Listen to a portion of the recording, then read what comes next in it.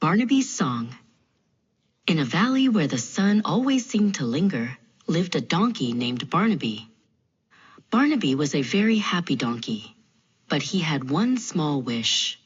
He loved music more than anything else in the world, and he spent his days listening to the wind in the trees and the bubbling of the creek. One warm afternoon, Barnaby heard a sound so beautiful it made his ears twitch with joy. It was a high, silvery chirping coming from the tall grass. There sat Piper, a bright green grasshopper, rubbing his wings together to create a magical melody. Barnaby was mesmerized. He leaned in close, careful not to step on his tiny neighbor. "Oh, Piper," Barnaby whispered, "your voice is like a dream. I wish I could sing just like you. What is the secret to such a sweet, clear song?" Just then, Piper's friend Whir hopped over to join them. The two grasshoppers shared a look of playful mischief. "The secret?" Whir chirped with a giggle. "It's simple, really. We never eat heavy food. We only drink the sparkling dew that settles on the leaves at dawn." Barnaby's eyes went wide. Only dew? That's all? He thought about his delicious piles of hay and his crunchy carrots, but his desire to sing was much stronger than his hunger.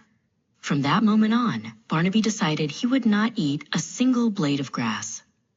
The next morning, Barnaby licked the tiny droplets of water off the clover. He waited for his voice to change, but as the days passed, he didn't feel like singing.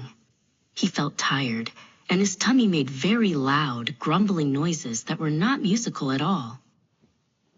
Barnaby tried to let out a beautiful note, but instead of a silver song, out came a very weak and scratchy hee-haw.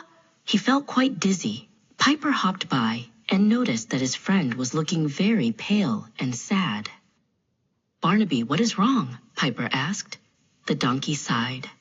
"I've been drinking only dew so I could sing like you, but I feel terrible." Piper felt bad for his joke. "Oh, Barnaby, I was only teasing.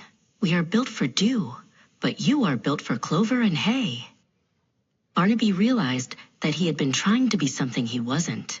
He took a big, grateful bite of the sweet meadow grass. Almost instantly, he felt the strength returning to his legs and the spark returning to his eyes. He realized he didn't need a silver voice to be happy. Barnaby let out a magnificent, thundering bray that echoed across the entire valley. It wasn't a chirp, but it was his own voice, and he loved it. Whir hopped onto his ear and joined in. The meadow was full of different sounds, and each one was perfect in its own way.